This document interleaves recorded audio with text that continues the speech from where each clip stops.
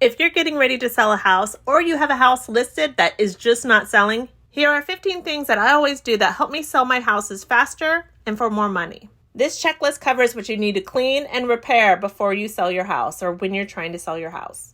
Number 1 is to walk around every room in your house and repair all of the dents and dings on your doors, your walls, and your trim. I like to use spackling on the walls and the trim work, and anywhere that I see gaps along the trim and the walls, I fill that with caulk. I want everything to look easy and maintenance-free for any potential buyer. Once all the repairs are made, I move on to number 2, which is touching up the paint all around the house. So of course you have to touch up everything that you just repaired, but also look for any scuff marks or anything that you cannot wipe off the walls, any little stains that build up over time. I always paint over these. If people come into your house and see that it is clean and they don't have any maintenance work they're going to have to do to move in, they're going to be more willing to buy it. Number 3 takes a little bit more time and money than most of the other things on this list, but that is to think about painting any dark or bold colored rooms a light or a white color. So I've been switching a lot of the rooms in my house to a white color. White paint always makes rooms look clean, bigger. The ceilings feel higher. It just overall feels better for people. White walls just feel like a clean slate for people to imagine their stuff in.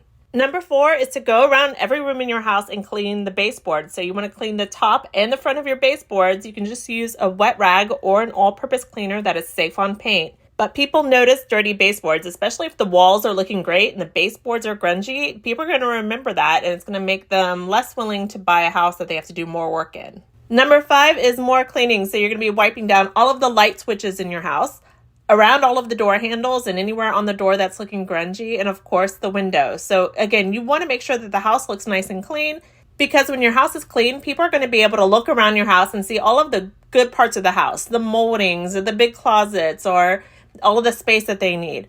When your house is dirty, most people going through your house are only going to be able to focus on the fact that they're in a dirty house. So you don't want them to focus on the wrong thing. You want them to focus on the house, make sure your house is clean. Number 6 is I always go through every closet in this house and all of the bookshelves in the house and get rid of everything that we're done with. So anything that I haven't used in years that I've just been storing, I put all of it in one big pile, and then I separate that pile into things that are going to be donated, things that I need to sell, or things that just need to be thrown away. Take care of it. Makes it fast and easy. I do this because if your closets or bookshelves are overfilled or stuffed with things, people think that you don't have enough space in your house. But on the other hand, if they see extra room in your closets or space that still needs to be filled, they think you've got plenty of space, and they'll have plenty of space for their things.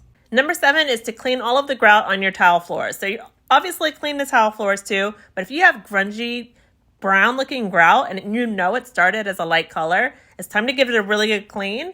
And if it doesn't come clean completely, you can use grout paints to restore that grout back to the way it looks. I have another video showing you step by step how to use grout paint and make your grout look great again. I'll link to that in the description and up above. Number 8 sounds like a hard job, but I promise you it only takes about 10 or 15 minutes. You can scrape out and replace any grungy caulking that you have in your kitchens or bathrooms. I also have an easy to follow walkthrough for how to do this on my channel. I'll link to that in the description also. If people see mildew-filled, crumbling caulking behind your sinks in your bathrooms or your kitchens, they're going to just add that to the list of things that they have to do to move into your house. You don't want that list getting too long, or people are going to rule out your house as an option. For number 9, let's work on your curb appeal. So now we are going to weed all of your flower beds. You're going to trim all of your bushes, any ornamental trees that you have in your yard, and you're going to mulch before you list your house. You want the pictures of the outside of your house to look great for the listing. That's going to attract people to come want to see your house. And once they get there, they're going to think, oh, this is a low maintenance yard. I don't have to do that much here. And sticking with that low maintenance yard theme, we're going to also keep that lawn mowed every week. So you want to have the lawn freshly mowed every week and do the edging around your driveway or walkways. And we're going to wrap up working on your curb appeal with number 11, and that is pressure washing where needed. So if your driveway, your walkways are looking grungy or slimy, give them a good pressure wash. If the soffits around your house, if above the porch ceiling, any areas are looking gross, or your roofing even is looking gross, have someone come out and pressure wash or do the pressure washing yourself. Good curb appeal does help sell houses faster, so it's worth the effort. Okay, moving back inside, number 12 is to keep your bathrooms and your kitchen looking great daily. So people can come see your house unexpectedly all the time when it's listed for sale. So keep those dishes washed every day and everything put away and out of sight. Clean your toilets, of course, every day. Anybody can come over anytime, so you want to have clean toilets and the countertops in the bathrooms looking nice all the time. While your house is listed, just pretend that you're having house guests come over every day and keep your house looking like that. For number 13, you're going to have to figure out if your house has a smell and start working on getting rid of it. You don't want any smell associated with your house. Covering it up with floral scents or candles is not going to work. People can always smell the gross smell underneath the nice smell. So clean those litter boxes daily.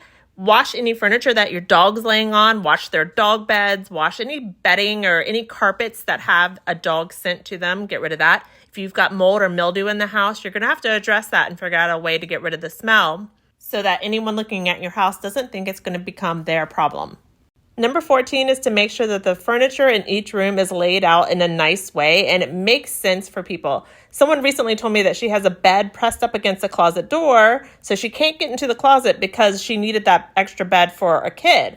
That makes sense for when her grandkid comes to visit, but when you're selling your house, I would remove something like that so that the room looks like it's laid out nicely. And again, it doesn't make the people looking at your house feel like you have run out of space. In this room, I have a desk up against the window here for my 2 boys, but if I was going to sell, I would probably get that desk out of that room so that the space feels bigger and not cluttered. And last but not least, I'm just going to suggest that you hide all of your valuables or move them to somebody else's house that you trust while you're selling your house, and make sure all of your personal paperwork is also in a place that people that come to see your house cannot get to it. Especially during open houses, your realtor can't be with everybody that's looking through your house. So it's better to be safe than sorry. Have everything out of sight. Okay, that's it for my list of 15 things that you need to clean or fix when you're trying to sell your house. Let me know if you have any questions in the comments. I do try to answer them when I get a chance, and good luck selling your house, guys.